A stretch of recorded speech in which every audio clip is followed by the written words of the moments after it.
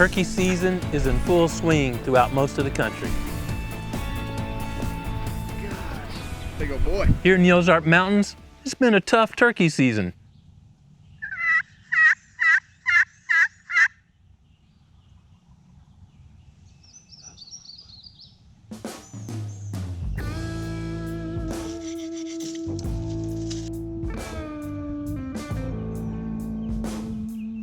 The toms tend to get very quiet once they hit the ground and are not responsive to calls. Based on comments on our Instagram and Facebook pages,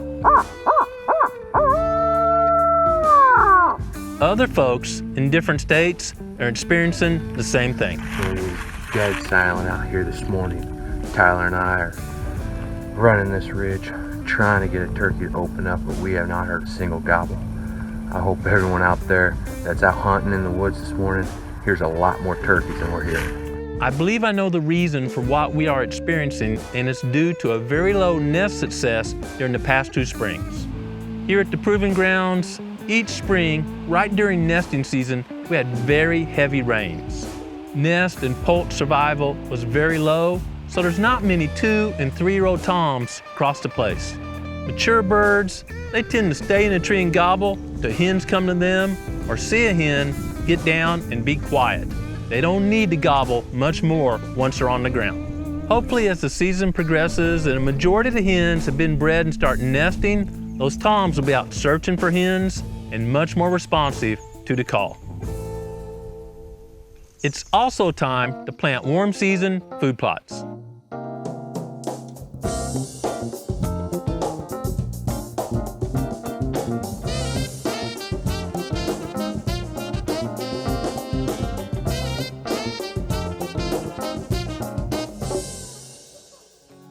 During planting season, when the seed just gets put in the ground and starts to sprout, having adequate soil moisture is critical. I've shared in the past that healthy soil can hold more water, but I wanted to prove that for myself here at the Proving Grounds. Based on some of our past heavy rains, I asked one of the Growing Deer spring interns to find a test that we could use to replicate what would happen if we had a 2-inch rain. Ricky searched the internet, did a bunch of reading, and found a test that was simple to apply that fit what I wanted to learn exactly. Ricky Grimes has been one of our interns this spring, and he goes to Northern Iowa University. He's a senior, so he'd be graduating, and he needed some projects along with learning our field opportunities here, what we do in the field. So I've given him various projects, but as his last project, we wanted to share with y'all, and it's really interesting from a food plotter's perspective. So Ricky, I challenge you with figuring out how to do a rain infiltration test. Basically, how much water could go in the soil or how long it would take if we got a big 2-inch rain. Tell us just a little bit about, you went online, other people have done this, you kind of modified techniques for our rocky soil. Tell us what you did. I did some research online, and I realized that I needed to find something that holds water and a stopwatch to measure how long it took to soak in. So we just cut off the end of a coffee can. It's really rocky here, so plastic bottle wouldn't do too good going in our soils. Ricky figured that out in some earlier trials. So take a coffee can, work it down in the ground. That way you won't have the water going out the edge. Is that right, Ricky? Yep. Get that water in there about yay deep. We're gonna put 2 inches. Ricky's done the math, so we know how much water to pour in to equal 2 inches for this size. Start the stopwatch and see how long it would take for a 2-inch rain to sink into the soil. All right, Ricky, man, you've done a lot of research, taught me a few things. You've done the hard work. You've actually done some trials off camera, figured out what worked and what didn't work. So, man, I'm gonna back out of here. Let's see what you can do.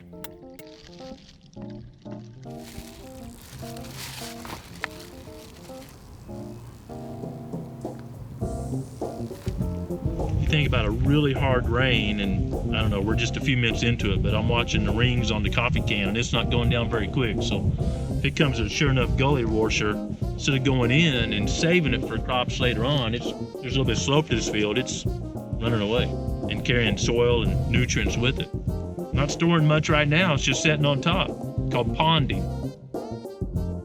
Growing Deer is brought to you by Bass Pro Shops and Cabela's. Also by Reconics, Redmond Hunt, Eagle Seed, Nikon, Winchester, Lacrosse Footwear, Flatwood Natives, Morel Targets, Hoyman, Hooks Custom Calls, Montana Decoy, Summit Tree Stands, Drake Non-Typical Clothing, RTP Outdoors, Yamaha, Fourth Arrow, Scent Crusher, Mossy Oak Properties of the Heartland, Motorola Lighting Solutions, Scorpion Venom Archery, Bloodsport Arrows, Code Blue, Decode, G5 Broadheads, Prime Bows, and Redneck Hunting Blinds.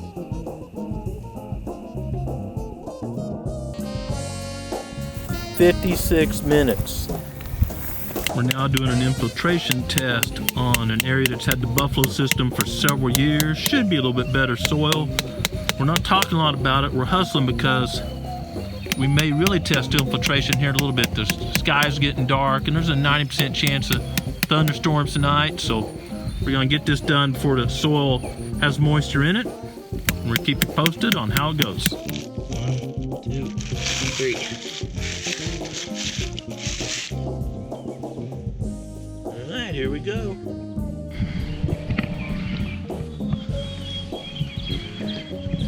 Is that just me? Or are you all seeing it? Oh yeah, it's going down. Mm-hmm. Holy mackerel, we're not even a minute into it.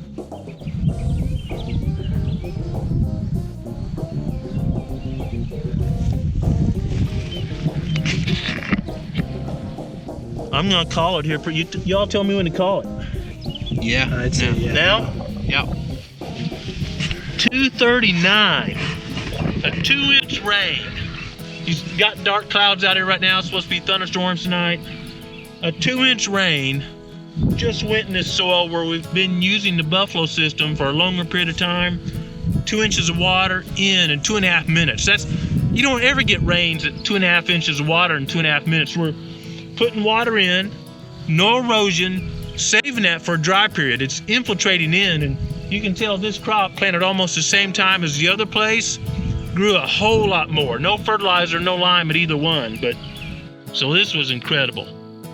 And in this area, I've just followed the simple principles of soil health, disturbance minimal as possible. We no-till drill, no disking, no nothing like that.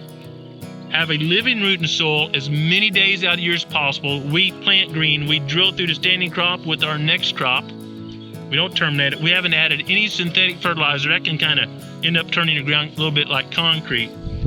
Just the principles of soil health. Always a mulch cover. Always something protecting it so the sun can't get to it. Nice work, Ricky. You did good on your grade, and I feel really good about the soil. Nice work. Congratulations. A bit over 2 minutes versus almost an hour. More than 20 times faster. More than 20 times faster, the water soaked into the soil. No wonder there's never any sign of erosion in the plots that have had the buffalo system for a few years. We saw these same results last year, but for a different reason and only above the ground. We had some hot zone fences up, protecting some 4-H soybeans, and during the later part of the growing season, it got dusty dry.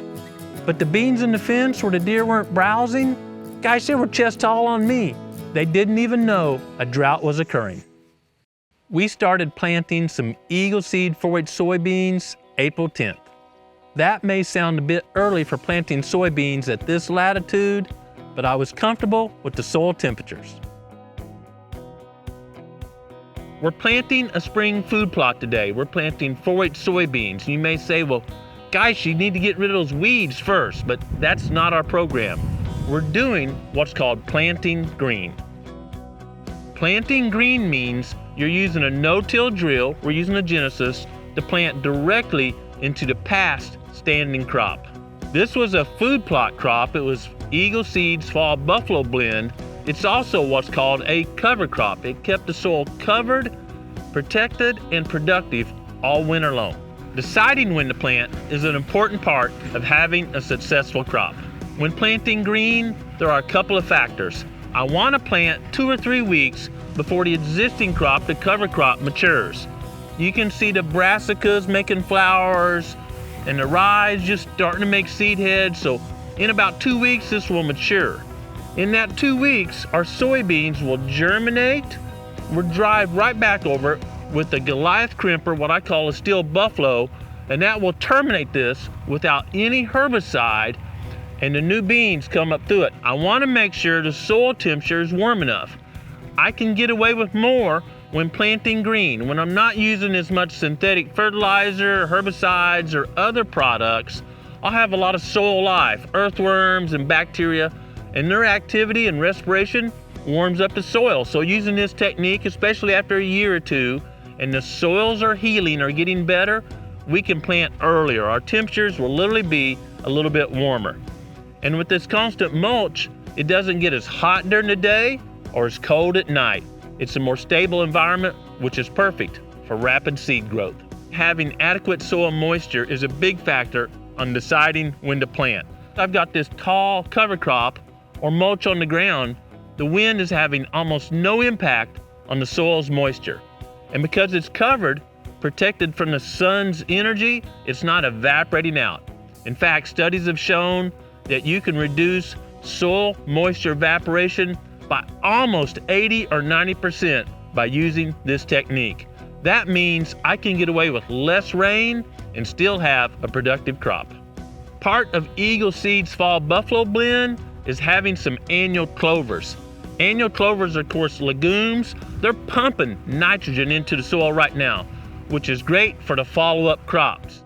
I used to take some of my better plots and try to maintain them as a pure stand of clover.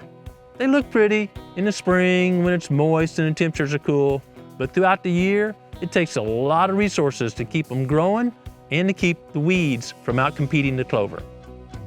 Rather than have a few clover plots, when I use this blend, I've got great food throughout my property during the early fall, mid-season, late season, late winter, and now coming into spring, pumping clover out, which deer and turkey love.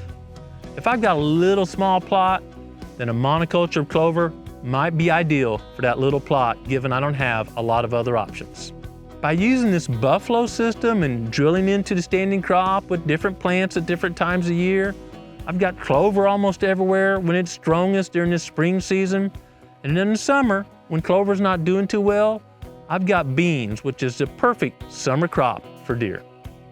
Proof is always in the pudding, so they say, or in this case, in the videos and pictures. During the last couple weeks, we've got a lot of images of deer head down feeding on the clover. Another measurement of this system, we've got some bucks showing good antler growth already this spring. If we'd have tilled our plots and had bare dirt, there wouldn't be many groceries for the bucks right now. I shared recently, while looking at the results of a prescribed fire, how efficient plants are at capturing and using the sun's energy. Plant leaves are taking the sun's energy and pumping carbon and other good stuff into the soil through a process called photosynthesis. In addition to carbon, it's pumping glucose, a very simple sugar, into the soil.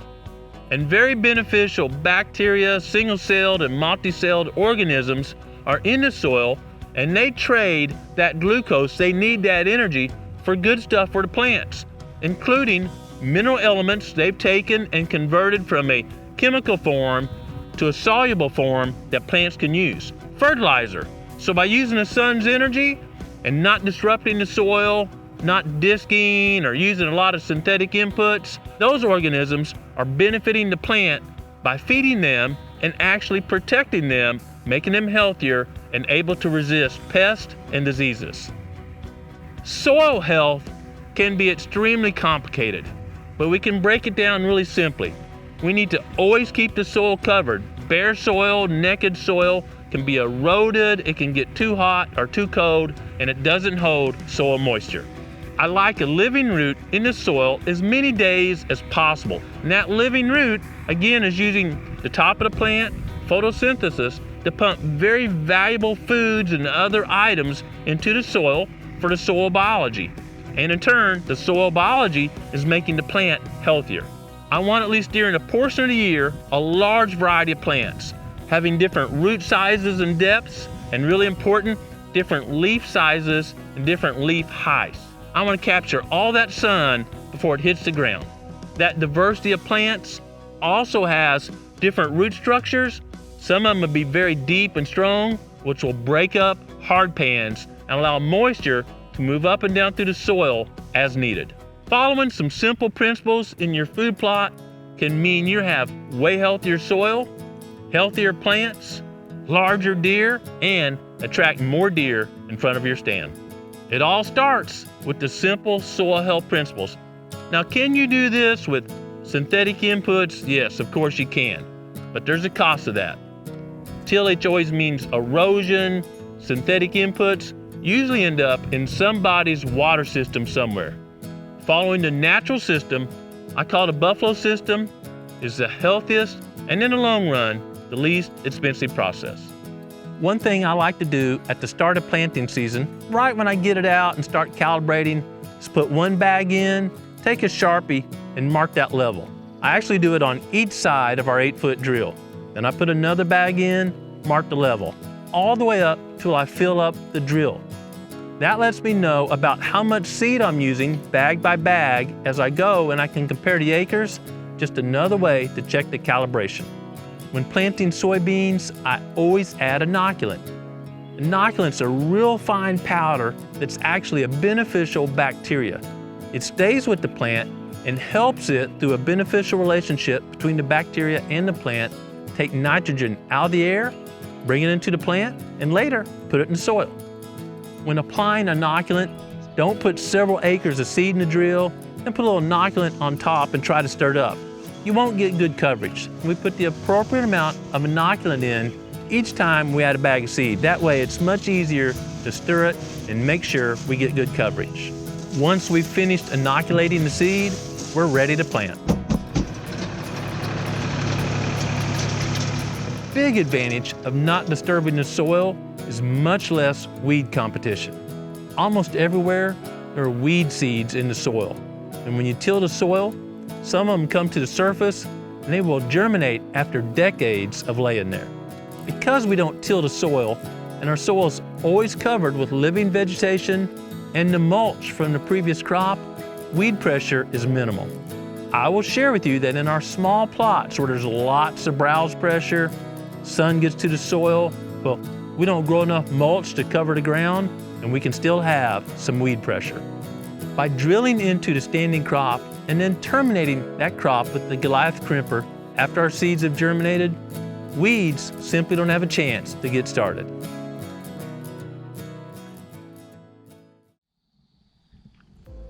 I'm out checking some of our food plots today. We planted April 10th, about the earliest I've ever planted at the proving grounds. And then right after we planted, we had 3 nights under 40 degrees and some cold rain. So I had a lot of faith in the buffalo system, but I was a bit anxious. Coming out here today, and I got soybeans 1/2 inch to 1 inch tall coming out of ground. I am thrilled with these results. One of the benefits of improving soil health through the buffalo system is you develop a lot of very beneficial critters in the soil. The seeds survive fine, we're off to a great start, which means the daytime temperatures aren't as warm, so we're not losing soil moisture due to evaporation. Because we planted in our standing crop, deer don't necessarily like putting their head down in here, and those young tender beans, well, they can get off to a great start without being browsed. Getting my beans up early and protecting them from browse, well, that's a win in any food plotter's book. I'm confident if we had used conventional techniques, including disking the soil and leaving it bare, the beans wouldn't be doing quite as well right now after that cold front, and I'd have certainly lost some soil due to erosion. Daniel was driving by the Missouri River recently and took some pictures where floodwaters had backed into some ag fields. Water's probably not going to infiltrate into the soil enough to stop a massive flood. But imagine if all the soil upstream was managed like the buffalo system, how much more water would have infiltrated versus coming downstream and damage property and maybe take lives further down. I'm sure you've driven by ag fields that had a little low spot and water standing there like a pond. Well, that's because water's not infiltrating into the soil. Healthy soil has a lot of pores in the soil. Those pores are created by past plant roots, earthworms, and what have you. But when you till or disc that soil, you collapse all those pores and you get a stack of dirt. Creating healthy soil structure is one of the many benefits of the buffalo system. It's not just a structure, it's the ability to retain water when it rains and save it in those pores for the droughts that will come. I learned about the buffalo system from other researchers and practicing farmers and what I've observed in healthy, natural habitats that haven't been disturbed for quite some time. I've tweaked what I've learned from the big ag guys to make it applicable to us food plot guys so we can have the benefits of having healthy soil even on our little proving grounds. Turkey season is still open here at the proving grounds, but we've got more food plots to plant. If you like the information we're sharing and would like to learn more, please subscribe to the Growing Deer channel and give us a thumbs up. Taking some time to get outside and study what works and what doesn't work, that's a great way to enjoy creation. But most importantly, take time every day to be quiet and listen to what the Creator is saying to you. Thanks for watching Growing Deer.